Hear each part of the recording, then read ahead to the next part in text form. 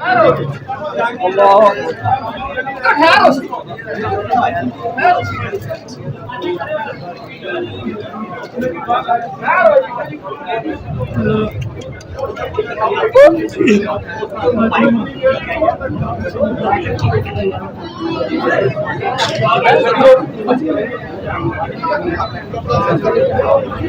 اس واقعے میں شہید ہو گئے اللہ تعالیٰ ان کی مغفرت فرمائے اور انہیں نیک کاموں کا اجر عطا فرمائے، ان کے گناہوں سے درگزر فرمائے، ان کے لواحقین کو صبر دے اور اس صبر کے اوپر اجر عظیم عطا فرمائے۔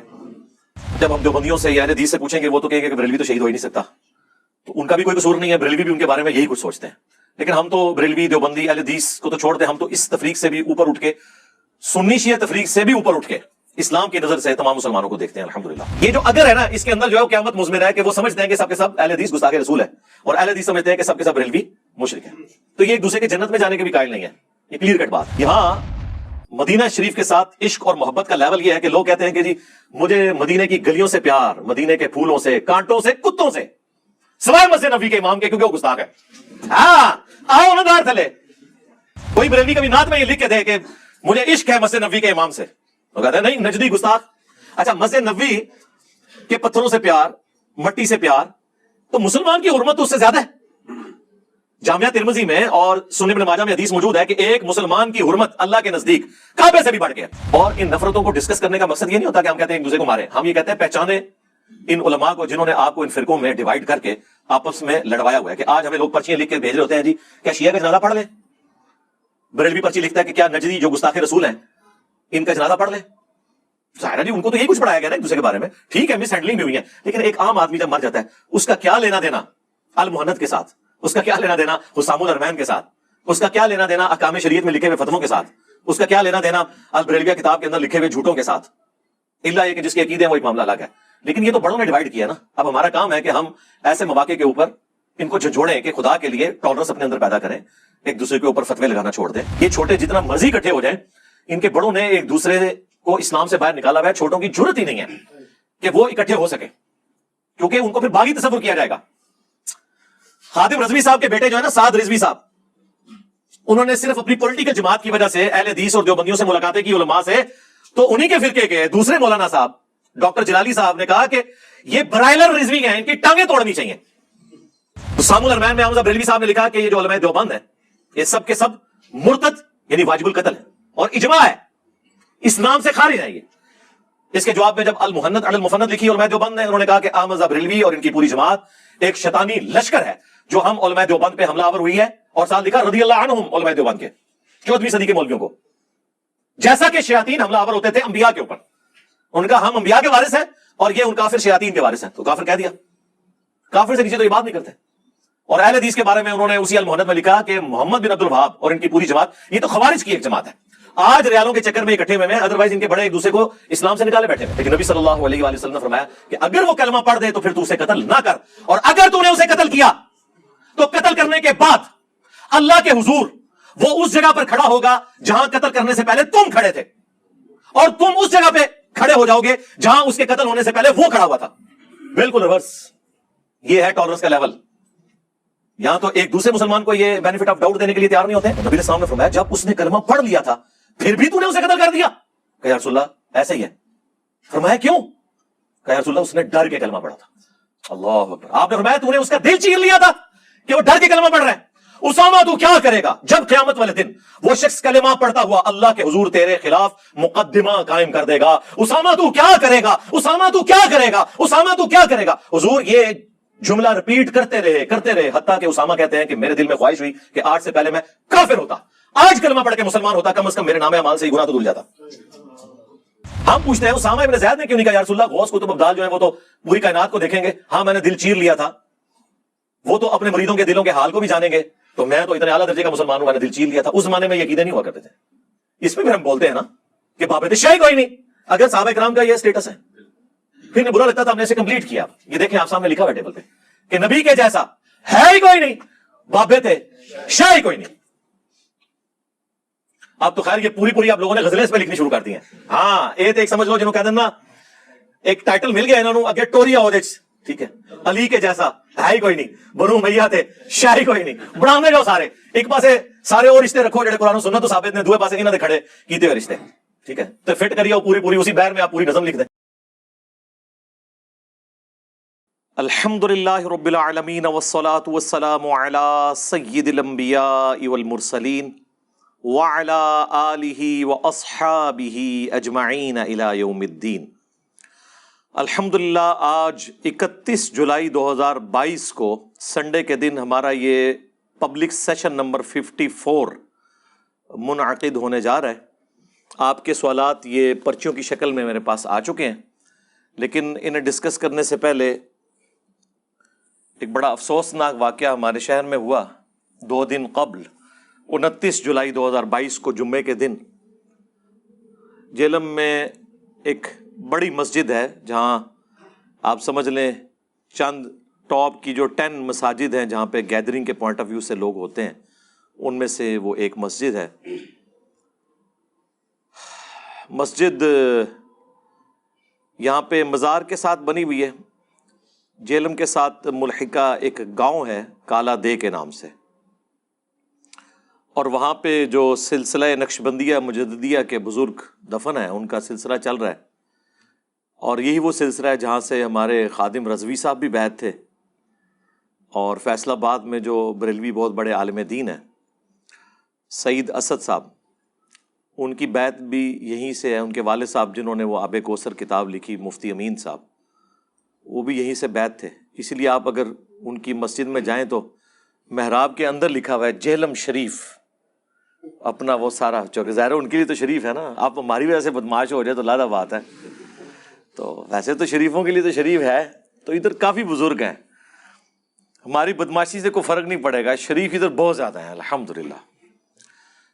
بہرحال یہ تفنن کی بات اپنی جگہ, لیکن یہ ایک افسوسناک واقعہ ہے کہ جمعے کے دن نماز کے بعد جب لوگ سنت نوافل ادا کر رہے تھے, اسی دوران جو مسجد کا صحن ہے اس میں ایک ٹینٹ لگا ہوا تھا, کافی مہنگا, انہوں نے آلموسٹ 1 ملین پلس روپیز لگا کے انہوں نے واٹر پروف ٹینٹ لگایا ہوا ہے. آپ کو پتہ ہے بارش بہت زیادہ تھی, اور وہ ٹینٹ بھی ایسا ہے کہ اس کے اندر پانی جمع ہو جاتا ہے, نیچے لیکیج نہیں ہوتی, یا تو اس سے کوئی اینگل دیا ہو کہ ساتھ ساتھ پانی نکلتا رہے, لیکن وہ پانی جمع ہوتا رہا تو آپ سمجھ لیں ایک لینٹر جتنی وزن اس کا بن جائے گا پانی جمع ہو کے.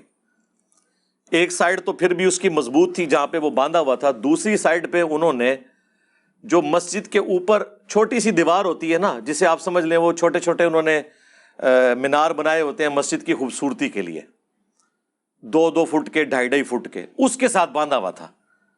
اب وہ بیچارے کہاں اتنا بڑا وزن لے سکتے تھے, جب وہ پانی بڑھ گیا تو وہ ساری کی ساری دیوار جو اوپر والی تھی وہ آلموسٹ آپ سمجھ لیں 70-80 فٹ سے بھی زیادہ بنتا ہے اس کا پورا سپین, بلکہ 100 فٹ سے بھی زیادہ ہے وہ. کیونکہ میں کافی عرصہ وہاں جمعہ پڑھتا رہا ہوں, جب میں ایف ایس سی میں تھا اس وقت 1994 کی میں آپ کو بات کر رہا ہوں.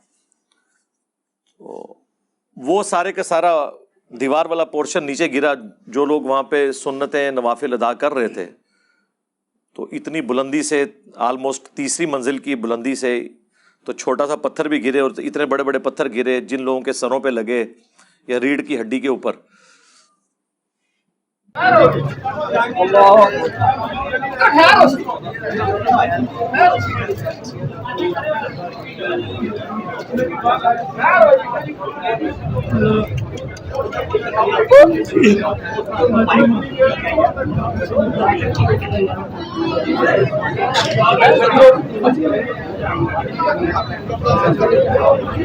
تین, بعض لوگ کہہ رہے ہیں 4 لوگ شہید ہو چکے ہیں, اور آلموسٹ کوئی 26-27 کے قریب لوگ زخمی ہیں, کریٹیکل حالت میں ہیں ان میں سے بھی کچھ لوگ.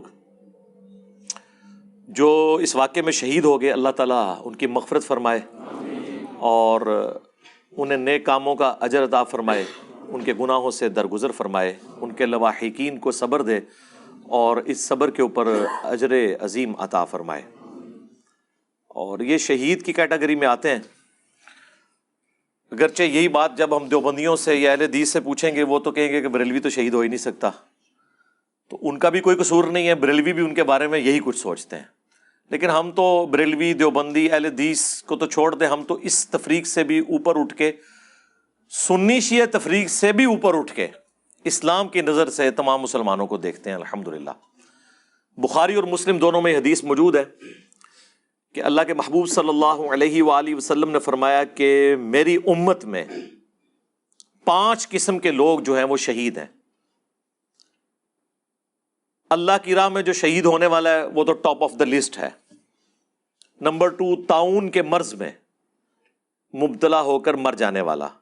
نمبر 3، پیٹ درد کی بیماری سے۔ نمبر 4، کسی دیوار کے نیچے دب کے مر جانے والا، زلزلے کی حالت میں کوئی بلڈنگ گر گئی۔ اور نمبر 5، پانی میں ڈوب کر مر جانے والا، بشرطے کہ یہ سارے کام کرنے والے لوگ کسی پازیٹیو ایکٹیویٹی کے لیے جا رہے ہوں۔ یہ نہیں ہے کہ ایک بندہ سمندر کے اندر ہیروئن سمگلنگ کر رہا تھا لانچ کے تھرو اور وہ ڈوب گئی تو وہ شہید ہو جائے گا، نہیں، وہ غلط کام کر رہا تھا۔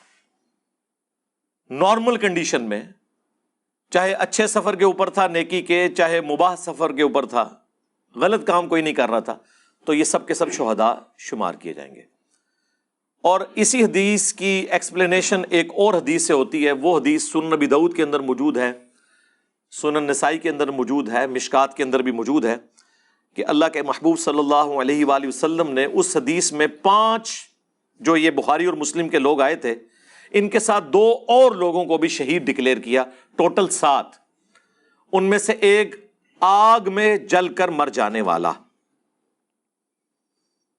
اور دوسرا وہ عورت جو پریگنینسی میں ڈیلیوری کے دوران شہید ہو جائے گی، وہ بھی اللہ کے حضور شہید لکھی جائے گی۔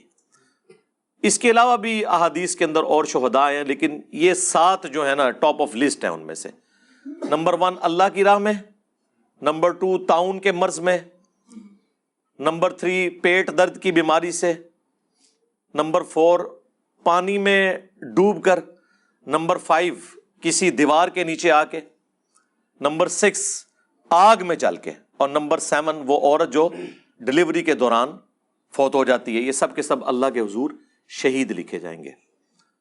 تو اس اعتبار سے وہ تو نماز بھی پڑھ رہے تھے، اللہ تعالیٰ ان کے لیے یہ شہادت جو ہوئی ہے، دنیا سے جانا تو ہر انسان نے ہے، کسی نے ایئر کریش میں مرنا ہے، کسی نے روڈ ایکسیڈنٹ میں مرنا ہے، کسی نے ہارٹ فیلئر سے مرنا ہے، کسی نے شیر کے پیٹ میں جا کے اس کی قبر بننی ہے، کسی کی سمندر میں قبر بن جانی ہے۔ دنیا سے ہر بندے کا ایگزٹ تو لکھا ہوا ہے، لیکن اچھی حالت میں انسان مرے، جو قرآن میں آیا وَلَا تَمُوتُنَّ إِلَّا وَأَنْتُمْ مُسْلِمُونَ، دیکھنا تمہیں موت نہ آئے مگر اس حال میں کہ تم اللہ کے تابع فرمان ہو کر مرنا۔ ویسے تو ہر شخص کی یہ خواہش ہوتی ہے کہ مجھے سجدے میں ہی موت آ جائے۔ سجدے میں اسی کو موت آئے گی جو نماز پڑھنے والا ہوگا۔ جس نے کبھی زندگی میں نماز ہی نہیں پڑھی، اللہ کو سیریس ہی نہیں لیا، اس کو سجدے میں کہاں سے موت آئے گی؟ اب ہمارے شہر کے اندر یہ ایک عبرتناک واقعہ ہے، مین میڈیا کے اندر بھی یہ واقعہ آیا ہے۔ ایک شہر کے اندر اس طرح کا بڑا واقعہ، ایک ٹریجک ڈیتھ کا جو سین ہے، وہ پورے شہر کے لیے عبرت کا نشان ہوتی ہے اللہ کی طرف سے کہ لوگ آخرت کے معاملے میں اپنے آپ کو سیریس کر لیں۔ اچھا، اسی طریقے سے ایک شہر میں بہت بڑے لیول کی جو ڈیتھ ہے، وہ پورے کے پورے اس صوبے کے لیے عبرت کا نشان ہے۔ ایک صوبے میں ایک بہت بڑی ڈیتھس کا ہونا، جس طرح کہ 8 اکتوبر 2005 کو پاکستان میں بہت بڑا زلزلہ آیا تھا، آپ کو پتہ ہے، جس میں آلموسٹ 1.5 لاکھ لوگ شہید ہو گئے تھے۔ وہ ایک ملکی کیا انٹرنیشنل لیول کے اوپر بہت بڑی ڈیٹرنس ہے اللہ تعالیٰ کی طرف سے کہ انسان اپنی موت کو سیریس لے۔ ہر شخص نے اپنے وقت کے اوپر دنیا سے چلے جانا ہے، لیکن جانے والے لوگ جو دنیا میں باقی ہیں ان کے لیے عبرت چھوڑتے ہیں کہ آپ مرنے سے پہلے اپنی آخرت کی تیاری کر لو۔ اکثر لوگ یہ بھی پوچھتے ہیں کہ جی زلزلے میں اتنے لوگ مر گئے، ان کا کیا قصور تھا؟ 1.5 لاکھ لوگ مر گئے، چھوٹے چھوٹے بچے شہید ہو گئے۔ بھائی 1.5 لاکھ لوگ تو ویسے ہی روزانہ مرتے ہیں۔ 1 گھنٹے میں 6000 لوگ عام حالت میں بھی دنیا سے کوچ کر جاتے ہیں، جو اسٹیٹسٹیکل ڈیٹا ہے ہمارے پاس۔ تو 1.5 لاکھ بنتا ہے آلموسٹ 24 گھنٹے میں۔ اور ان 1.5 لاکھ میں بھی سمجھ لیں 30 سے 40 ہزار مسلمان ہوتے ہیں. آلموسٹ 1.25 ارب تو ہماری آبادی ہو چکی ہے نا. لیکن وہی بات ہے کہ بلے شاہ اسی مرنا نہ ہی گور پیا کوئی اور. وہ 40,000 میں نہیں نظر آتا کہ کوئی میرا نمبر بھی لگ سکتا ہے. 40,000 بہت بڑا فگر ہے روز کا دیکھا جائے تو. پر یہ ایک سلسلہ اللہ نے رکھا ہوا ہے. تو وہ 1.5 لاکھ بندہ تو ویسے ہی مرتا ہے. لیکن اگر ایک دن میں اللہ تعالیٰ 1.5 لاکھ بندے کو اکٹھا کسی ایریے سے اٹھا لے تو لوگ کہتے ہیں یار اتنا بندہ مر گیا. اسکیٹرڈ فارم میں تو روزانہ اتنے لوگ مر رہے ہوتے ہیں. لیکن اس طرح کے واقعات اللہ تعالیٰ عبرت کے لیے رکھتا ہے تاکہ لوگ اپنی آخرت کی تیاری کریں اور اس طرح کے ایشوز کو سیریس لیں. صرف یہ نہیں ہے کہ کفِ افسوس مل لیں یا دعائے مغفرت کر دیں اور اسی کے اوپر اکتفا کریں، نہیں، بلکہ اس سے عبرت بھی حاصل کریں. باقی جو میں نے شروع میں بات کی تھی تکلیف کے حوالے سے، تو بخاری اور مسلم دونوں میں حدیث ہے کہ تمام مسلمان ایک جسم کی مانند ہے. اگر جسم کے کسی ایک حصے میں تکلیف ہوتی ہے تو پورا جسم اس کی تکلیف کو محسوس کرتا ہے. پھر نبی علیہ السلام نے اس میں بالکل کلیئر کیا کہ باہمی اخوت، بھائی چارے، محبت، یہ سارے کے سارے رشتے گنوائے. ان تمام رشتوں میں تمام مسلمان ایک جسم کی مانند ہیں. اگر جسم کے ایک حصے میں تکلیف ہو تو پورا جسم اس کی تکلیف کو محسوس کرتا ہے. اور مسلم شریف میں تو آگے بھی الفاظ موجود ہیں. نبی علیہ السلام نے مثال دے کر سمجھایا کہ اگر آنکھ میں تکلیف ہو یا سر میں تکلیف ہو تو پورا جسم رات کاٹ کے گزارتا ہے اس تکلیف کی وجہ سے. تو اس طرح ایک مسلمان کی تکلیف دوسرے مسلمان کو محسوس کرنی چاہیے. لیکن افسوس اب یہ موقع ایسا ہے، چلیں یہ ایک نیو ایئر میسج بھی ہو جائے گا مسلمانوں کے لیے، کیونکہ آج یکم محرم 1444 ہجری شروع ہو چکا ہے بمطابق 31 جولائی 2022. آج یکم محرم ہے 1444. تو اس میں ایک میسج کے طور پہ بھی چیز چلی جائے کہ آج مسلمان اپنے مسلمان دوسرے فرقے والے جو لوگ ہیں ان کی تکلیف کو محسوس نہیں کرتے، بلکہ شاید خوشی ہی مناتے ہیں. ایک فرقے کا بڑا عالم مرتا ہے نا تو اس کے ماننے والے کہتے ہیں کہ اللہ کی جنتوں میں پہنچ گیا. چلیں جنید جمشید صاحب کی مثال لے لیتے ہیں. شہید ہو گیا، ظاہر ہے وہ آگ میں جل کے شہید ہوئے ایئر کریش کے اندر. تو لیکن دوسرا کہتا ہے جی جہنم واصل ہو گیا. اب ویسے میری وجہ سے انہوں نے اوپر سے ایکٹنگ کی ہوئی ہے، لیکن پھر بھی یہ کہتے نہیں ہیں. میں نے اس لیے چیلنج دیا تھا کہ اس پلانٹ ارتھ پہ جو ان کے مفتی اعظم ہیں پلانٹ کے، وہ لکھ کے دیں کہ ہمارے سوا جتنے فرقے ہیں اگرچہ ہم انہیں گمراہ، بدعتی، گستاخ، بد مذہب سمجھتے ہیں، لیکن ہے ہمارے مسلمان بھائی. جن عقیدوں پہ ہیں انہی پہ اگر وہ مر گئے ایک نہ ایک دن اللہ کا عذاب بھگتنے کے بعد جنت میں کلمے کی برکت سے چلے ہی جائیں گے.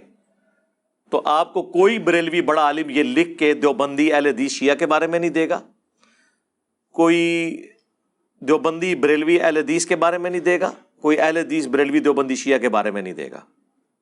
ہاں ایکٹنگ کرنے کے لیے، جس طرح ایک وہ گلے پھاڑنے والے مولوی نے کہا تھا کہ جا تیری اس بات کا بھی جواب میں نے دیا کہ کوئی بریلوی ہو، کوئی دیوبندی ہو، کوئی اہل حدیث ہو، اگر اللہ کے ساتھ شرک نہ کرتا ہو.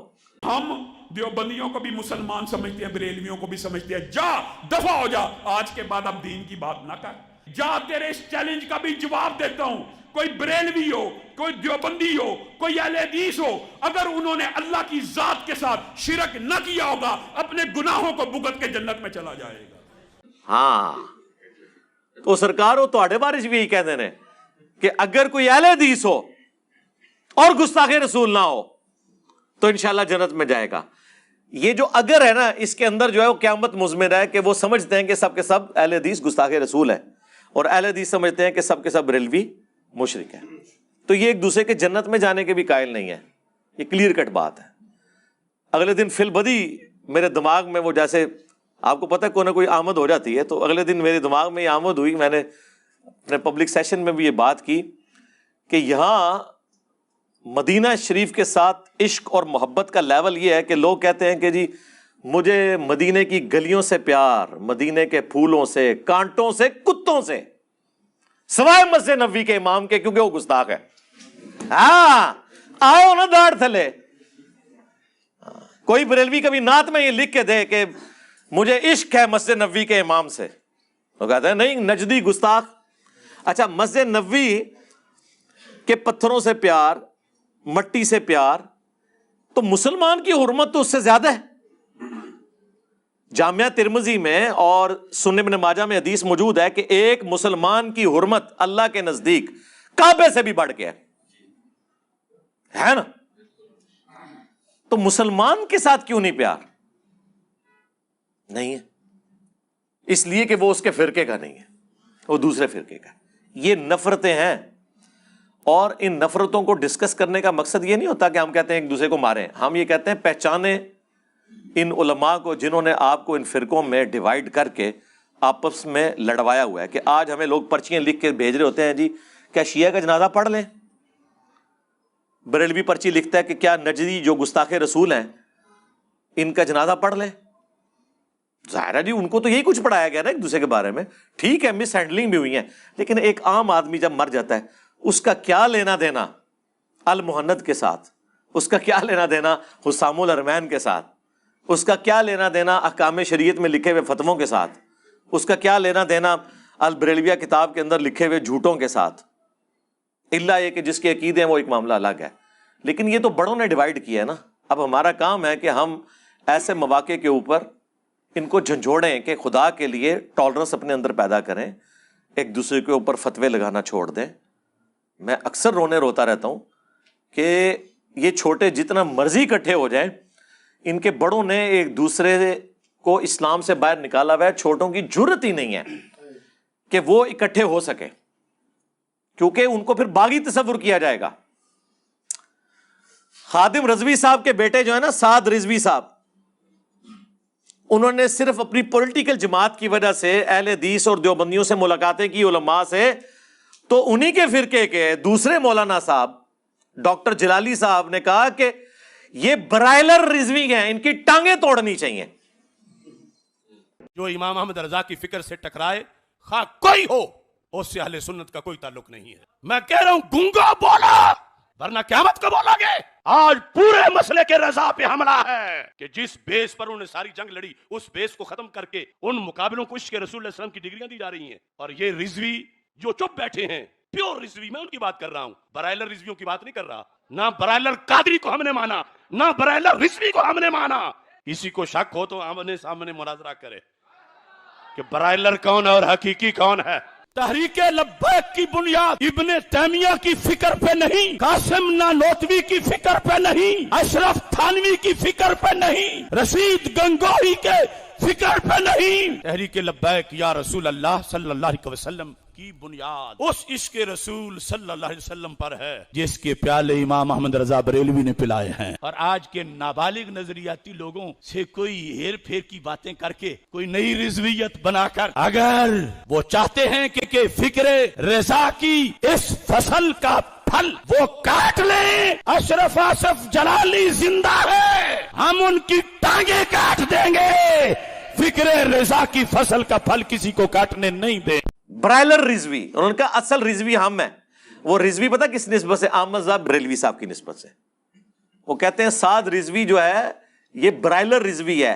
پھر انہوں نے اس کو کھولا کہ ابھی کیا حسام الحرمین کے فتوے ختم ہو گئے ہیں کہ تم آج ان گستاخوں کے ساتھ صلح کلی کر رہے ہو؟ اس کے لیے ٹرم ڈیوائز کی ہوئی ہے صلح کلی۔ یہ ٹرم سارے یوز کرتے ہیں۔ پہلے ڈاکٹر طاہر القادری صاحب جب تھنک آؤٹ آف باکس کرنا شروع ہوئے نا تو ان کے لیے صلح کلی کی گالی ڈیوائز ہوئی۔ اسی طریقے سے مولانا طارق جمیل صاحب جب ساری جگہوں پہ جانا شروع ہوئے تو ان کو صلح کلی کہ آپ نے تمام سے صلح کرنی ہے۔ اندازہ کریں، اس کو وہ گالی سمجھتے ہیں، ایک پازیٹیو ورڈ ہے، اس کو گالی سمجھتے ہیں۔ اب ان سے کوئی پوچھے کہ اللہ تعالیٰ تو قرآن حکیم میں سورہ آل عمران میں جتنے آسمانی مذاہب ہیں انہیں صلح کلی کی دعوت دیتا ہے کامن ایجنڈے کے اوپر۔ قل یا اہل الکتاب تعالوا الی کلمۃ سواء بیننا وبینکم الا نعبد الا اللہ۔ آؤ اہل کتاب، جیوز اور کرسچنز، ہم اور تم بھی اس ایک بات پہ اکٹھے ہو جاتے ہیں کہ ہم اللہ کے سوا کسی کی عبادت نہ کریں. یہ ہماری کامن ٹرم ہے. جتنے بھی آسمانی مذاہب ہیں وہ ابراہیمی دین کے ماننے والے ہیں. اور ابراہیم ما کان ابراہیم یہودی ولا نصرانیہ، ابراہیم نہ تو یہودی تھے نہ نصرانی تھے. ولیکن کان حنیفا مسلما وما کان من المشرکین، بلکہ وہ سب سے ٹوٹ کر ایک اللہ کے ہو گئے تھے. حنیفہ، مسلم تھے اور وہ مشرکین میں شامل نہیں تھے. یہاں تو مسلمان فرقے اکٹھے ہونے کے لیے تیار نہیں ہے. حسام الارمین میں احمد بریلوی صاحب نے لکھا کہ یہ جو علماء دیوبند ہیں یہ سب کے سب مرتد یعنی واجب القتل ہیں، اور اجماع ہے اسلام سے خارج ہیں یہ. اس کے جواب میں جب المہند علی المفند لکھی علماء دیوبند نے، انہوں نے کہا کہ احمد بریلوی اور ان کی پوری جماعت ایک شیطانی لشکر ہے جو ہم علماء دیوبند پہ حملہ آور ہوئی ہے، اور ساتھ لکھا رضی اللہ عنہم علماء دیوبند کے 14ویں صدی کے مولویوں کو، جیسا کہ شیاطین حملہ آور ہوتے تھے انبیاء کے اوپر. ان کا ہم انبیاء کے وارث ہیں اور یہ ان کافر شیاطین کے وارث ہیں. تو کافر کہہ دیا، کافر سے نیچے تو یہ بات نہیں کرتے. اور اہل حدیث کے بارے میں انہوں نے اسی المہند میں لکھا کہ محمد بن عبد الوہاب اور ان کی پوری جماعت یہ تو خوارج کی ایک جماعت ہے. آج ریالوں کے چکر میں اکٹھے ہوئے ہیں، ادروائز ان کے بڑے ایک دوسرے کو اسلام سے نکالے بیٹھے ہوئے.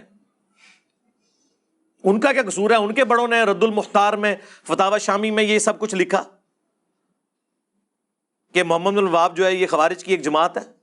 ابن عابدین شامی نے، اور یہ صرف المہند میں نہیں نقل ہوا ہوا، جال حق میں مفتی احمد یار خان نعیمی جو پوتا شاگرد ہے احمد بریلوی صاحب کے اور مرید خاص ہیں نعیم الدین مراد آبادی صاحب کے، جنہوں نے کنز الایمان کا حاشیہ لکھا خزائن العرفان، انہوں نے جال حق کے مقدمے میں لکھا ہوا ہے کہ یہ وہابی جو ہیں وہ خوارج کی ایک جماعت ہے. 24 نمبر وہابی، وہ کہتے ہیں وہابی کے حروف ابجد 24 ہیں، 24، اور گدھ کے بھی 24 ہیں. جیسے گدھ گوشت خور ہے، وہابی ایمان خور ہے. ہاں جی جی جی جی. بریلوی دیوبندی اہل حدیث ایک تسبیح میں پرویا ہوا اتحاد ہو چکا ہوا ہے. ہمارے مطالبات آپ کے سامنے ہیں. ہم آپ کو بارہا یہ کہہ چکے ہیں کہ اہل حدیث دیوبندی اور بریلوی اتحاد ایک تسبیح کی طرح ہو چکا ہے، ایک قوت اور طاقت بن چکا ہے. نہیں، کبھی بھی نہیں ہو سکتا. او سنجے دت علیہ نہیں، نہیں، ٹھیک ہے، یہ وہی نہیں ہے. ٹھیک ہے، رکو ذرا، صبر کرو. تمہارے بڑوں نے ایک دوسرے کو اسلام سے باہر نکالا ہوا ہے، یہ کبھی تسبیح میں نہیں پروئے جائیں گے. اگر نہیں یقین آتا تو یاد کرو بابا جی کو. چھڑ دیو وہابیاں دی اذان دا کی احترام، یہ تے سوراں دے سور نے.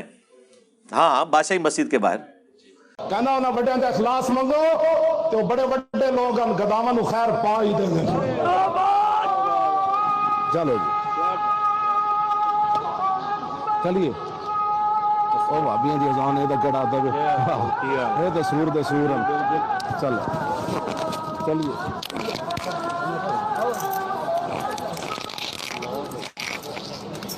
جیسے سور خنزیر اس پلانٹ ارتھ پہ سب سے جو ہے وہ اللہ کے نزدیک پلید مخلوق ہے، باقی یہ نہیں کہ اسے قتل کر دینا کھانے کے اعتبار سے، ویسے اسے بھی جینے کا حق ہے. اس طرح جو وہابی ہیں یہ سوروں کے اندر اگر کوئی سور ہوتا نا، یعنی کوئی ایسا سور جسے خنزیر بھی کہتا کہ اے سور نے اسی نہیں ہیں تو وہابی نے. ہاں یہ مطلب ہے اس کا. سرکار یہ اولیاء اللہ کی جو تصوف پہ مبنی باتیں ہیں نا، یہ ہم آپ کو سمجھا سکتے ہیں. میں نے کئی دفعہ بتایا کہ وہ ایک بریلوی عالم سیالکوٹ کے اندر جمعہ پڑھاتے ہوئے ان سے کسی نے پوچھ لیا کہ بتائیں کہ آپ دیوبند کو بھی وہابی کہتے ہیں، اہل حدیث کو بھی وہابی کہتے ہیں، تو ان میں فرق کیا ہے؟ انہوں نے کہا کہ فرق یہ ہے کہ کتا کبھی دیکھا ہے؟ انہوں نے کہا ہاں. ان کا ایک کتا ہوتا ہے جس کے 2 کان ہوتے ہیں، ہاں وہ ہے دیوبندی، اور جس کے کان کاٹ دیے جائیں وہ وہابی ہے. ایک دوسرے نو کہندے جے. تو انہوں نے کہا انہوں نے اکٹھا ہونا ہے، ان کے اندر کوئی ٹالرنس کا لیول موجود نہیں. اب میں آپ کو سائملٹینیس کنٹراسٹ بتاتا ہوں کہ صحابہ کرام میں ٹالرنس کا کیا لیول تھا؟ نبی علیہ السلام سے پہلے شروع کر لیتے ہیں، جو کہ موقع ہے، چلیں نیو ایئر میسج بھی چلا جائے گا۔ بخاری اور مسلم دونوں میں حدیث موجود ہے، ایک صحابی حضور سے کہتے ہیں یا رسول اللہ ایک فرضی کیس میں آپ کے سامنے رکھنے لگا ہوں، یعنی میں سمجھانے کے لیے بات کر رہا ہوں۔ انہوں نے کہا یا رسول اللہ میں کسی کافر سے میدان جنگ میں لڑ رہا ہوں، دو بدو لڑائی ہو رہی ہے، اسی دوران وہ کافر میرے اوپر وار کرے اور میرا ایک ہاتھ بھی کاٹ دے، اور تھوڑی دیر بعد وہ میری تلوار کے نیچے آئے اور وہ کلمہ پڑھ دے، تو میں اسے قتل کر دوں؟ تو ظاہر آپ نے تو کہنا چاہیے کر، بدلہ لا، آپ نے یہی کہنا تھا نا۔ لیکن نبی صلی اللہ علیہ وآلہ وسلم نے فرمایا کہ اگر وہ کلمہ پڑھ دے تو پھر تو اسے قتل نہ کر، اور اگر تو نے اسے قتل کیا تو قتل کرنے کے بعد اللہ کے حضور وہ اس جگہ پر کھڑا ہوگا جہاں قتل کرنے سے پہلے تم کھڑے تھے، اور تم اس جگہ پہ کھڑے ہو جاؤ گے جہاں اس کے قتل ہونے سے پہلے وہ کھڑا ہوا تھا۔ بالکل ریورس، یہ ہے ٹالرنس کا لیول۔ یہاں تو ایک دوسرے مسلمان کو یہ بینیفٹ آف ڈاؤٹ دینے کے لیے تیار نہیں ہوتے۔ اسی کی ایکسپلینیشن وہ اسامہ ابن زید والی حدیث ہے، وہ بھی بخاری اور مسلم دونوں میں موجود ہے۔ اسامہ ابن زید کہتے ہیں، ان سے تو پریکٹیکلی یہ کام ہو گیا، وہ کہتے ہیں ایک جنگ کے دوران جب ایک کافر میری تلوار کے نیچے آیا تو اس نے ڈر کے کلمہ پڑھ دیا، انہوں نے تو یہی اسیس کیا، میں نے اسے قتل کر دیا۔ بعد میں دل میں گلٹ تھا، قلق محسوس کیا، کسی دن حضور کا موڈ ٹھیک دیکھ کے تو انہوں نے اپنی عرضی ڈال دی، یا رسول اللہ اس طرح ایک جنگ کے دوران ایک کافر جب میری تلوار کے نیچے آیا تو اس نے کلمہ پڑھ دیا۔ تو نبی علیہ السلام نے فرمایا جب اس نے کلمہ پڑھ لیا تھا پھر بھی تو نے اسے قتل کر دیا؟ کہ یا رسول اللہ ایسا ہی ہے۔ فرمایا کیوں؟ کہ یا رسول اللہ اس نے ڈر کے کلمہ پڑھا تھا۔ اللہ اکبر۔ آپ نے فرمایا تو نے اس کا دل چیر لیا تھا کہ وہ ڈر کے کلمہ پڑھ رہا ہے۔ اسامہ تو کیا کرے گا جب قیامت والے دن وہ شخص کلمہ پڑھتا ہوا اللہ کے حضور تیرے خلاف مقدمہ قائم کر دے گا؟ اسامہ تو کیا کرے گا؟ اسامہ تو کیا کرے گا؟ اسامہ تو کیا کرے گا؟ حضور یہ جملہ رپیٹ کرتے رہے حتیٰ کہ اسامہ کہتے ہیں کہ میرے دل میں خواہش ہوئی کہ آج سے پہلے میں کافر ہوتا، آج کلمہ پڑھ کے مسلمان ہوتا، کم از کم میرے نام اعمال سے یہ گناہ تو دھل جاتا۔ یہ کوئی عام بندہ نہیں ہے جو یہ بات کر رہا ہے، یہ حضور کا سب سے لاڈلا صحابی ہے۔ بخاری کے الفاظ ہیں کہ گود میں زانوں پہ ایک طرف حسن ابن علی کو حضور بٹھاتے تھے، دوسری طرف اسامہ ابن زید کو، کیونکہ یہ بھی پوتا تھا وہ بھی پوتا تھا۔ زید ابن حارثہ جن کا نام قرآن میں آیا ہے یہ ان کے بیٹے تھے، تو منہ بولے بیٹے کا وہ بیٹا تھا۔ نبی علیہ السلام اس سے بہت پیار کرتے تھے، حتیٰ کہ بخاری مسلم میں یہاں تک آیا کہ غصے کی حالت میں کوئی شخص رسول اللہ کے غصے کو ہینڈل نہیں کر سکتا تھا تو لوگ اسامہ ابن زید کے ذریعے سفارش کروایا کرتے تھے۔ وہ جب ایک فاطمہ نامی عورت کی چوری کا مقدمہ آیا تھا نا، اس وقت اسامہ کو ہی آگے کیا، باقی سب کو پتا تھا کہ آگے ہونا کیا ہے ہمارے ساتھ، لیکن حضور نے کوئی لحاظ نہیں کیا۔ آپ نے ممبر لگوایا، مسجد میں خطبہ دیا، آپ نے فرمایا تم سے اگلی قومیں اس لیے ہلاک ہو گئی کہ ان کے اشرافیہ کے لیے اور قوانین ہوتے تھے اور عوام الناس کے لیے اور۔ اللہ کی قسم اگر میری اپنی بیٹی فاطمہ بنت محمد صلی اللہ علیہ وآلہ وسلم وسلام اللہ علیہ بالفرض وہ بھی چوری کرتی نا تو میں اس کے بھی ہاتھ کٹوا دیتا۔ یہ نبی علیہ السلام نے ہمیں ایک کرائٹیریا سیٹ کیا ہے کہ دین کی نظر میں سب کے سب برابر ہے، مرتبہ اپنی جگہ، اللہ کے حضور جب پیش ہونا ہے سب برابر ہے۔ بخاری مسلم میں حدیث ہے، اے نبی کے چچا عباس میرے مال سے جو لینا ہے مجھ سے لے لے، اگر اللہ نے تجھے پکڑ لیا میں تیرے کچھ کام نہیں آؤں گا۔ اے نبی کی پھوپھی صفیہ میرے مال سے جو لینا ہے لے لے، اگر اللہ کے حضور پکڑی گئی میں تیرے کچھ کام نہیں آؤں گا۔ اے نبی کی بیٹی فاطمہ میرے مال سے جو کچھ لینا ہے لے لے۔ یہ رسول اللہ اپنے ایک ایک رشتہ دار کو مخاطب کر کے کہہ رہے، اگر اللہ کے حضور تو پکڑی گئی میں تیرے کچھ کام نہیں آؤں گا۔ اور کون فاطمہ؟ جو بخاری مسلم دونوں میں حدیث ہے، جنتی عورتوں کی سردار. جی اگر فاطمہ کا یہ سٹیٹس ہے تے بابے تے شاہی کوئی نہیں. جڑے کہتے ہیں اسی جناب ادو تک جنت ہی نہیں جاواں گے جب تک تانوں سارے نو لہنا چاہیے. اتنی بات تو درست ہے، کدھر نہ کدھر لے کے جاؤ گے، جنت ہی نہ کوئی لے کے جا سکتا. ہاں جنت میں اپنے اعمال سے ہی جانا ہے، آپ دوسری طرف کدھر نہ لے جائیو. اب وہ بخاری مسلم کی حدیث کی طرف واپس آئے، اسامہ ابن زید والی. اس حدیث کے بعد مجھے یہ بتائیے، ایک مسلمان دوسرے مسلمان کے بارے میں بدگمانی کرے، جہاں کہ ایک صرف نیو مسلم کلمہ گو جو ڈر کے واقعی کلمہ پڑھ رہا ہے، ہم بھی ہوتے یہی اسیسمنٹ کرتے ہیں، ان کو نبی علیہ السلام بینیفٹ دے رہے ہیں، یہاں تو مسلمان کو بینیفٹ دینے کے لیے تیار نہیں ہے. اور دوسرا اس میں سے جو مدنی پھول برآمد ہوا کہ اگر اسامہ ابن زید کا یہ سٹیٹس ہے کہ انہوں نے دل چیر کے نہیں دیکھا، اور آپ کے بزرگوں نے آپ کو یہ کہانیاں کرائیں اور ہمیں بھی بچپن سے کرائی کہ جی کوئی ادنا صحابی بھی ہو، خواہ حضرت واشی کیوں نہ ہو، ان کی مثال دی جاتی ہے. ان کے گھوڑے کے قدموں کی خاک اگر ان کے گھوڑے کے نتھنوں میں بیٹھے، اس کو کوئی غوث کتب ابدال نہیں پہنچ سکتا. اور پھر غوثوں کے بارے میں کلیم کرتے ہیں نہیں، پوری کائنات کو وہ ہتھیلی پہ رائی کے دانے کی طرح دیکھتے ہیں.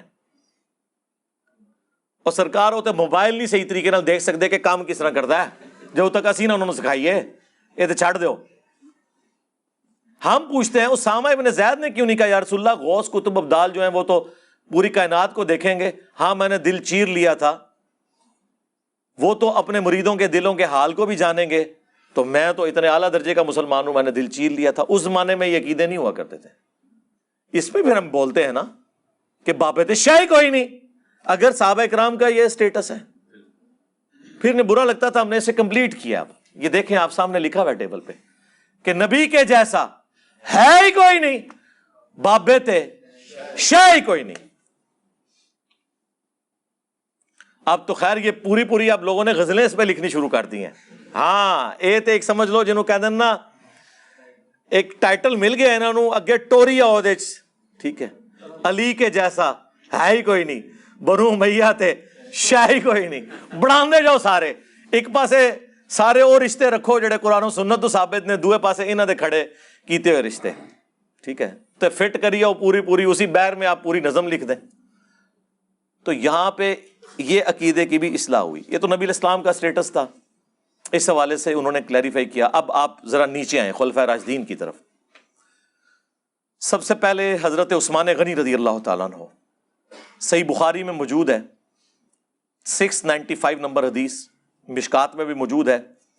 جب بلوائیوں نے انہیں محصور کر دیا گھر تک اور وہ مسجد نبوی میں آ کر امامت نہیں کروا سکتے تھے، تو اصحاب میں سے کچھ لوگ حاضر ہوئے، کہا اے امیر المومنین ہمارے امام تو آپ ہیں. ظاہر ہے اس وقت امام مسجد بھی وہی ہوتا تھا جو ان کے پولیٹیکل لیڈر امام ہوتے تھے خلفائے راشدین. یہ نہیں ہے کہ تنخواہوں کے اوپر امام مسجد رکھے ہوتے تھے. تو ہمارے امام تو آپ ہیں، لیکن مسجد پہ فتنوں کے امام کا قبضہ ہے، وہ ہمیں نماز پڑھاتا ہے، ہمیں ڈر ہے کہ ہم کہیں گناہ میں مبتلا نہ ہو جائیں اس کے پیچھے نماز پڑھ کے.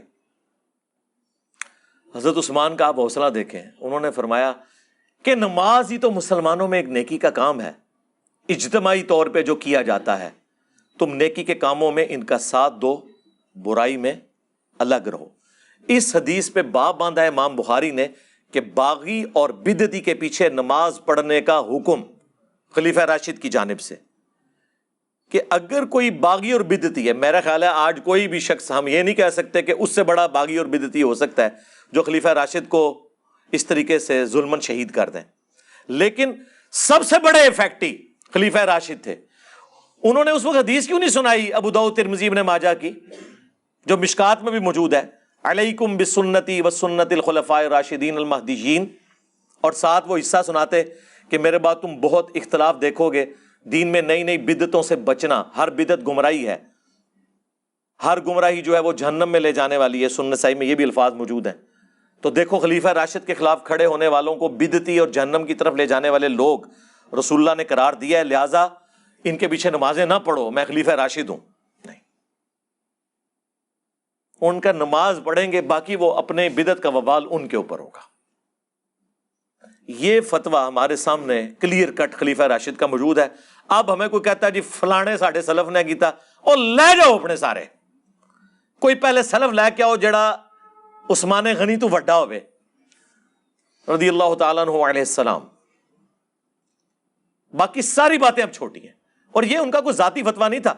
اس 695 نمبر حدیث کے اوپر 694 نمبر مرفوع حدیث ہے، حضرت ابو ہریرہ سے نبی الاسلام نے فرمایا ان قریب ایسے امام آئیں گے جو تمہیں غلط نمازیں پڑھائیں گے، تم ان کے پیچھے نماز پڑھ لینا، ان کی غلطی کا وبال انہی پہ ہوگا۔ حضور کو پتا تھا یہ کام ڈلنے ہیں بعد میں، اور لوگوں نے پوچھنا فلانے پیچھے ہوتی، فلانے پیچھے نہیں ہوتی۔ اب نیچے آئے سیدنا علی بن ابی طالب، چوتھے خلیفہ راشد، المصنف ابن ابی شیبہ میں موجود ہے۔ ان سے ان کے ساتھی پوچھتے ہیں خوارج کے بارے میں، کیا یہ کافر ہے؟ آپ نے فرمایا کافر تو نہیں ہے، یہ کفر سے اتنی نفرت کرتے ہیں کہ انہیں میرے بارے میں گمان ہوا کہ میں کفر میں مبتلا ہو گیا ہوں، اگر یہ کفر سے نفرت نہ کرتے ہوتے تو مجھے تو نہ چھوڑ کے جاتے۔ یعنی وہ اتنے سینسٹیو ہیں، اوور سینسٹیو، تقویدہ اعضا جنہوں کہندے ہیں۔ یار کیا مولا علی کا جگر ہے، جو چیز ان کی نیگیٹو تھی اسی کو ان کی پازیٹیو چیز بنا کے پیش کیا کہ یہ کفر سے اتنی نفرت کرتے ہیں کہ مجھے اس لیے چھوڑا کہ یہ سمجھے میں کافر ہو گیا ہوں۔ آپ ہوتے تو آپ کہتے ہیں نہیں سرکار رک جائیں، وہ بخاری مسلم میں حدیث ہے، جب ایک مسلمان دوسرے کو کافر کہہ دے تو کفر اس کی طرف لوٹ جاتا ہے۔ وہ مولا علی کو تسی سمجھاؤ گے؟ مولا علی کو پتا تھا کہ تعویل کی غلطی جب کسی کے اندر ہو تو اسے ایکسیپٹنس دی جاتی ہے۔ بخاری مسلم دونوں میں حدیث ہے، ابن ابی بلتا جو بدری صحابی تھے، انہوں نے نبی علیہ السلام کی مخبری کر دی، مشرکین عرب کو بتایا کہ آپ مکے پہ چڑھائی کرنے والے ہیں اور اس کے بدلے میں میرے جو اہل و عیال ہیں اور میرا مال ہے اس کی حفاظت تم کرنا۔ نبی علیہ السلام کو اللہ تعالیٰ نے وحی کے ذریعے بتا دیا۔ آپ نے مولا علی کو بھیجا کہ فلاں قافلے میں ایک عورت ہے، اس کے پاس وہ خط ہے، وہ مشرکین عرب کے پاس نہ پہنچے۔ حضرت علی پہنچے، تلاشی اس کی لی گئی، خط نہیں نکلا، تو مولا علی نے فرمایا کہ تیرے کپڑے بھی اگر اتروانے پڑے نا تو اتروائے جائیں گے، خط نکال، کیونکہ جس شخص نے مجھے بھیجا ہے نہ وہ جھوٹا ہے، اور جس اللہ نے اسے خبر دی ہے نہ وہ جھوٹا ہے۔ یعنی مولا علی کا عقیدہ تھا کہ اللہ خبریں دیتا ہے۔ اور عرض کرے اگر مولا علی کو علم غیب ہوتا تو خود ہی کہہ دیتے کہ جوڑا کھولنا ادیش پہ ہی، ہائے ہائے کیسی پھکی آئی میرے دماغ میں، ہائے ہائے کپڑے تو اتروانے کی ضرورت نہیں تھی، کہ تھریٹ بھی کرنے کی ضرورت نہیں تھی۔ کتنے کتنے دماغ جانتا ہے جی دا، دیکھو جی کیسی کیسی گلاں بھی چوں کٹدا ہے جی۔ ایک گلاں نکلیاں ہوندیاں نا تے آج کروڑاں وچ لوگ گمراہ نہ ہوئے ہوندے، ایک گلاں کڈیاں نے تے کروڑاں وچ لکھاں تے کڈ لینے اللہ دے فضل نال، اللہ دے فضل نال۔ تو اس نے پھر جوڑے سے خط نکالا۔ اب وہ خط جب رسول اللہ کی بارگاہ میں آیا تو آپ سمجھ سکتے ہیں ریاکشن کیا تھا۔ سب سے پہلے تو حضرت عمر نے کہا یا رسول اللہ اجازت دیں اس منافق کا گلا کاٹوں، اس نے رسول اللہ کے ساتھ غداری کی ہے۔ اب فرمایا کہ عمر چھوڑ دو، بدری اصحاب کی اللہ نے اگلی پچھلی غلطیاں معاف کر دی ہیں۔ یعنی یہ دنیا کی محبت سے مغلوب ہو کے اس نے کیا ہے۔ پھر سورہ ممتحنہ میں پوری آیات نازل ہوئی، اللہ تعالیٰ نے ابن ابی بلتا کو چھوڑا نہیں ہے، بڑے سخت الفاظ آئے ہیں، اللہ نے رشتہ داریاں گنوائی ہیں کہ یہ ساری رشتہ داریاں اللہ اور اس کے رسول سے نیچے نیچے ہیں، اللہ رسول کے ساتھ غداری نہیں کرنی۔ اچھا یہ جو حدیث ہے نا، اس کو امام بخاری ایک چیپٹر کی ہیڈنگ میں لا کر اس کے اوپر انہوں نے ٹائٹل باندھا ہے کہ اگر کوئی شخص تعویل کی غلطی کی وجہ سے کسی کو کافر اور منافق کہہ دے تو وہ کافر اور منافق نہیں ہوتا۔ سر یہ امام بخاری نے آپ کے سارے فرقوں کا مسئلہ حل کر دیا اس حدیث سے رزلٹ نکال کے۔ یار حضور کے زمانے میں بدری صحابی کو حضرت عمر منافق کہہ کے کفر نہیں لوٹ رہا، اور حضرت عمر سے توبہ بھی نہیں حضور نے کروائی، کیونکہ انہوں نے صحیح رزلٹ نکالا تھا اپنی جگہ۔ نبی کے ساتھ غداری اور کیا ہے، لیکن نبی علیہ السلام نے اس کو بینیفٹ دیا کہ یہ دنیا کی محبت سے مغلوب ہو کیسے۔ تو سرکار آج اگر کوئی کسی صحابی کو گالی دے دے، ایون کسی صحابی کو کافر بھی کہہ دے، تعویل کی غلطی کی وجہ سے کفر نہیں لوٹے گا۔ وہ میری بات پکڑی جی، ایک جگہ آپ کہتے ہیں حضرت ابو بکر کو کوئی کافر کہہ دے وہ کافر ہو جائے گا، دوسری جگہ کہتے ہیں نہیں ہوگا. جی حضرت ابو بکر کو اگر میں کافر کہوں تو میں کافر ہو جاؤں گا، کیونکہ میں انہیں مومن کامل خلیفہ راشد سمجھتا ہوں. لیکن جو نہیں سمجھتا، جس تک روایتیں ایسی پہنچی، اسے تعویل کی غلطی لگی، تو وہ اپنی تعویل کی غلطی کی وجہ سے کہے گا، اس پہ نہیں لوٹے گا. یہ بیک وقت دونوں باتیں درست ہیں، اور میں نے بخاری سے ثابت کر دی یہ بات. یہ پیورلی ٹیکنیکل علمی بحثیں ہیں. یہ وہ دقیق باتیں ہیں جو ان کے صرف مجتہدین کہا کرتے تھے اور یہ نقل کرتے تھے. ہم نے بچے کو سمجھا دیا یار یہ کوئی راکٹ سائنس نہیں ہے، اس کو سمجھ لو، یہ حدیثیں ہیں، اس سے یہ رزلٹ نکلتا ہے. اب ان کو پریشانی ہو جاتی ہے کہ ایڈی اوکھی ہوگی گلاں عام بندے نو انہیں سمجھاتی ہیں نے. وہ تو عام کسی مسلمان کو بھی آپ کافر کہہ دیں تو کفر لوٹ جائے گا اگر آپ اسے مسلمان سمجھتے ہیں صرف غصہ نکالنے کے لیے اپنے بوکس کے اندر. تب ادروائز تو تعویل کی غلطی ہے اللہ کے سپرد. تو مولا علی کی طرف واپس آئے، انہوں نے کہا نہ یہ کافر ہیں. پوچھا کہ منافق؟ انہوں نے کہا قرآن میں تو ہے منافق اللہ کا ذکر بڑا تھوڑا کرتے ہیں، یہ تو اتنی لمبی لمبی نمازیں پڑھتے ہیں، یہ منافق بھی نہیں ہے. تو جب کوئی کافر بھی نہ ہو منافق بھی نہ ہو تو تیسری کیٹیگری کیا ہے؟ مسلمان. اور تو کوئی سپیشیز نہیں ہے ریلیجن کے پوائنٹ آف ویو سے. سورہ بقرہ کے سٹارٹ میں 3 کیٹیگریز آئی ہیں نا، اہل ایمان، کافر اور منافق. مولا علی نے کہا کہ خوارج نہ کافر ہے نہ منافق، تو پیچھے کیا بچا؟ اہل ایمان. ہاں بدعتی ہیں، خارجی ہیں، لیکن اہل قبلہ اہل کلمہ ہے، بینیفٹ ان کو دیا گیا. رہ گیا وہ قتال، وہ تو قرآن میں ہے سورہ الحجرات میں کہ اگر مسلمانوں کا کوئی گروہ بغاوت کرے تو اسے پھر قتال کرو یہاں تک کہ وہ توبہ پر آمادہ ہو. وہ قتال اس وجہ سے نہیں ہوا کہ وہ انہیں کافر سمجھتے تھے، وہ ریٹ آف دی گورنمنٹ کو چیلنج کرنے کی وجہ سے تھا. تو پھر آپ نے فرمایا یہ ایک جماعت ہے جنہوں نے ہم سے بغاوت کی، ہمارے بھائی ہیں، بھگوڑے ہو گئے. یہ مولا علی نے امت کو یہ سمجھایا کہ اگر آپ کا کوئی جانی دشمن آپ کو کافر بھی سمجھے تو آپ نے اسے کافر نہیں کہنا. یہی وجہ ہے جناب ہمارے خلاف کوئی جمعے بڑھا کے کوئی ہمیں قادیانی ڈکلیئر کر رہا ہوتا ہے، کوئی مرتد، لوگ کہتے ہیں جی علی بھائی کا بڑا حوصلہ ہے. بھائی ہم کوئی بنو امیہ کے ماننے والے ہیں، مولا علی کے ماننے والے ہیں، ہمیں اتنا حوصلہ ہے. ہم علمی طریقے سے دیکھتے ہیں کہ ٹھیک ہے ان بیچاروں کو نہیں سمجھ لگی، جس نے خوارج کو حضرت علی کے ساتھ رہ کے سمجھ نہیں آئی ہے. یہ تو 14ویں صدی میں خوارج علماء کی باتیں سن سن کے اگر سمجھ نہیں آئی ان کو تو کوئی مسئلہ نہیں ہے. مولا علی کے سامنے نہیں لوگوں کو سمجھ نہیں آئی تھی، اور مولا علی کو تو چھوڑ دیں، رسول اللہ کے سامنے ابو جہل تھا اسے سمجھ نہیں آئی تھی.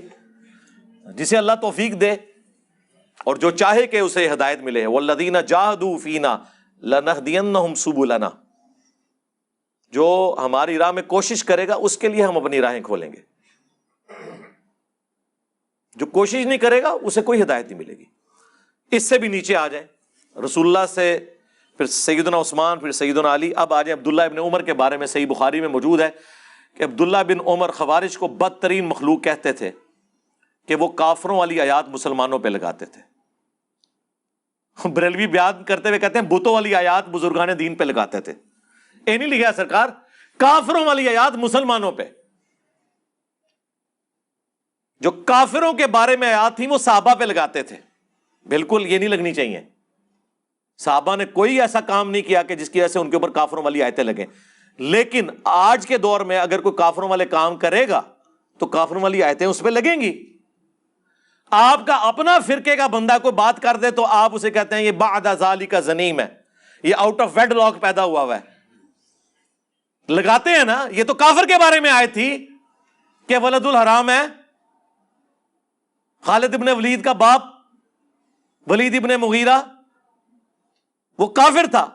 خود یہ کافروں والی آیات اپنے فرقے کے لوگوں کے اوپر لگا دیتے ہیں جب ان کا اختلاف ہوتا ہے. اس وقت نہیں نظر آتا کہ جی وہ کافروں والی آیات میں مسلمانوں پہ لگا رہے ہیں. نہیں کہتے ہیں نہیں جی جو کام کرے گا اس پہ تو فٹ ہوگی نا. سرکار یہی ہم آپ کو کہتے ہیں کہ شرک چاہے بت پرستی میں ہو رہا ہو یا فرشتوں کی پرستش میں ہو رہا ہو یا جیزس کرائسٹ عیسیٰ ابن مریم کی پرستش میں ہو رہا ہو یا کسی بابے سے مانگ کے ہو رہا ہو، جسے فٹ اسے گفٹ، وہ ساری آیات اس کے اوپر فٹ ہوں گی.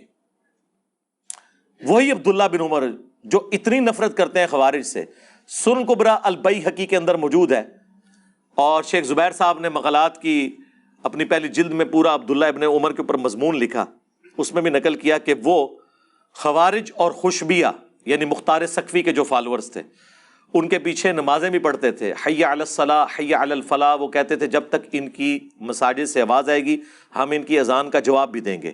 اور اذان کا جواب یہ نہیں ہے کہ صرف جواب دینا ہے، مراد یہ ان کے پیچھے نماز پڑھیں گے، انہیں سلام بھی کریں گے اور سلام کا جواب بھی دیں گے. لیکن جب یہ ہمیں کہیں گے کہ ہم اپنے مسلمان بھائیوں کو قتل کریں پھر ہم ان کا ساتھ نہیں دیں گے. یہ ہمیں صحابہ کرام نے سکھایا ہے. اگر صحابہ سلف نہیں ہیں، ہمیں اب لا کے کوئی کہتا ہے جی احمد بن حنبل نے یہ کہہ دیا، جی امام آجری نے یہ کہہ دیا، جی یہ جی ابن تیمیہ نے یہ لکھ دیا، جی فلانے نے یہ لکھ دیا، وہ لے جو سارے فلانے اللہ دے بندے ہو. ہمارے لیے سلف نبی الاسلام، صحابہ اہل البیت ہیں، صحیح العقیدہ تابعین ہیں، لیکن ٹاپ آف لسٹ نبی الاسلام، خلفائے راشدین اور صحابہ کرام ہیں. اگر کوئی صحابہ کے فتووں کو نہیں مانتا، اس کے فتوے پھر ہم کیوں مانے؟ جو اپنے سلف کو سلف نہ مانے وہ ہمارا سلف کہاں سے ہوا؟ جو اپنے بڑوں کی نہ مانے اس کو ہم کیوں بڑا مانے؟ ہم تو بڑا اسے مانیں گے جو نبی الاسلام کو، خلفائے راشدین کو، صحابہ کرام کو بڑا مانے اور ان کی باتیں مانے. خالی یہ تو نہیں ہے کہ اس کا نام جو ہے وہ مشرق سے شروع ہو کے مغرب میں ختم ہوتا ہے تو بڑا ہو جائے گا. اس طرح سے نہیں ہو جاتا بڑا. کوئی بڑا اپنے اعمال اور کردار سے ہوگا. دیکھیں ہم کسی بھی دینی پیشوا کی عزت کیوں کرتے ہیں کہ یار یہ اللہ اور اس کے رسول کی طرف ہمیں بلاتا ہے، ہمیں اللہ اور اس کے رسول کی باتیں بتاتا ہے. اگر وہ اللہ رسول کی باتوں سے انکار کرے، حدیثوں سے آنکھیں بند کر لے، تو پھر اس کی عزت تو خود بخود ختم ہوگی. وہ بڑا تو بڑا رہا ہی نہیں. اس کے فتوے وہ اپنے پاس رکھے، روزانہ شیشے میں سامنے رکھ کے اپنی شکل بھی دیکھے، اپنے فتوے بھی دیکھے. ہاں ہمیں نہ دکھائے. اب بخاری کی حدیث 2812 اور 447 اور مسلم شریف میں بھی 7320 سے لے کے آنورڈ 3-4 ترک کہ عمار کو ایک باغی جماعت قتل کرے گی، عمار انہیں اللہ اور جنت کی طرف بلا رہے ہوں گے، وہ جماعت جہنم کی طرف بلا رہی ہوگی. اس حدیث کے مقابلے پہ کوئی کہے کہ جی فلانے نے آیا کتاب، او لے جاؤ فلانے اپنے. رسول اللہ کا فرمان. تو آپ نے جس کا کلمہ پڑھا ہے نا اس کی قبر مدینے میں ہے صلی اللہ علیہ وآلہ وسلم. اس کے بعد سب کے سب امتی ہیں، امتی ہونے میں سب کا احترام ہوگا اس وقت تک جب تک وہ قرآن و سنت کا احترام کریں گے. جیسے ہی وہ قرآن و سنت سے بغاوت کریں گے تو ہم کیا کہیں گے؟ رکو ذرا، صبر کرو، ہم نے کلمہ اس کا پڑھا ہے اور تم نے بھی اسی کا کلمہ پڑھا، اور اس کلمے کی نسبت کی وجہ سے ہم نے تمہیں اپنا بڑا مانا کہ جس کی قبر مدینے میں ہے صلی اللہ علیہ وآلہ وسلم. آج اگر تم اس کے باغی ہوگے تو چاہے اس زمانے میں کوئی باغی ہو چاہے آج ہو، اسے ایکسپٹ نہیں کریں گے. یار وہ باغی ہیں نا جن کے بارے میں بخاری مسلم میں حدیث ہے کہ میرے حوض کوثر پہ لوگ لائے جائیں گے اور میں کہوں گا اصحابی اصحابی، یہ میرے ساتھی ہیں، میرے صحابہ ہیں. تو مجھے فرشتے بتائیں گے آپ کو نہیں پتا یا رسول اللہ، آپ کی وفات کے بعد یہ دین سے الٹے قدم پھر گئے تھے اور انہوں نے دین میں بدعتیں جاری کر دی تھی. تو آپ فرماتے ہیں میں کہوں گا سحقن سحقن لمن غیر بعدی، سحقن سحقن لمن بدل بعدی. ان پہ پھٹکار ہو، ان کو مجھ سے دور کر دو جنہوں نے میرے مرنے کے بعد میرے دین کو بدل دیا. اور بخاری میں الفاظ ہیں، عبداللہ ابن عباس کہتے ہیں یہ وہ لوگ ہوں گے جن کے خلاف حضرت ابوبکر نے قتال کیا. جی اب مجھے بتائیں حضرت ابوبکر کے دور میں جو مرتد ہو کے رسول اللہ کا راستہ چھوڑ گئے وہ نبی الاسلام کی زندگی میں کیا تھے؟ صحابی، مسلمان نہیں سر، نہ صحابی. حضور نے صحابیت کی حالت میں انہیں دنیا سے چھوڑا ہے. حضور کو آخرت میں جا کے پتا چلے گا انہوں نے بعد میں کام ڈالا ہے. یہ اتنا سادہ معاملہ نہیں ہے جس طرح آپ سمجھتے ہیں. ہاں ان حدیثوں کو لے کر رسول اللہ کے جانثاروں کے اوپر فٹ کرنا، خلفائے راشدین کے اوپر فٹ کرنا، وہ روافظ کا طریقہ ہے. وہ بالکل غیر علمی باتیں کرتے ہیں، لیکن ان کی باتوں کا علمی جواب دینے کی بجائے صرف بنو امیہ کو چھپانے کے لیے ان حدیثوں کا انکار کرنے کی وجہ سے وہ اپنے فاسد عقائد کے اوپر محکم ہو گئے کہ یہ تو جاہل ہیں، یہ تو اپنی حدیثوں کو نہیں مانتے. ہم نے آگے فرنٹ سے لیڈ کیا اللہ کے فضل سے. انہوں نے منجی بھی ٹھوکی ہے تو تہاڈی بھی منجی ٹھوک دیتی ہے. ہاں بس ہوں تسی جو ہے نا ان کی ساروں کی قبریں بنی ہوئی ہیں اور ان کی قبروں کے اوپر جو کتبہ لگا ہوا ہے نا اس پہ لکھا ہوا ہے کہ ان کی شہادت چلیں کہہ دیتے ہیں. ویسے لکھنا چاہیے کہ ان کی موت 2812 کی وجہ سے ہوئی ہے. آلہ قتل برآمد ہو گیا. ٹھیک ہے، 2812 قاتل کون ہے؟ قاتل وہ ہے کہ جو کہتا ہے کہ نہ میں وابی نہ میں بابی، میں ہوں مسلم علمی کتابی، جو یہ کہتا ہے کہ مرنے سے پہلے اے مسلمان کر لے اس پہ غور، کتابوں کا خدا اور ہے، بابوں کا خدا اور، اگرچہ وہ بھی اسی خدا کو مانتے ہیں لیکن ان کوالٹیز کے ساتھ نہیں جو کتابوں میں آئی ہیں۔ اور جو بار بار کہتا ہے کہ حرز جاں بنا لو اس نعرے کو کہ نبی کے جیسا ہے ہی کوئی نہیں، بابے تھے شے ہی کوئی نہیں، جو آپ سے پھر آجزانہ ریکویسٹ کرتا ہے کہ بول وہی جو حق ہے، ٹائم قیامت تک ہے، لاجواب، قیامت تک آنے والی نسلوں کو بھی علمی چیلنج ہے، جواب دیں لیکن حق بات کے اوپر مبنی ہو، خالی یہ باتیں نہیں کرنا، حق بات جو ہو وہ کی جائے۔ صلو علی محمد وآل محمد، اللہم صلی علی محمد وعلی آل محمد واصحاب محمد وازواج محمد وامت محمد اجمعین الی یوم الدین، آمین۔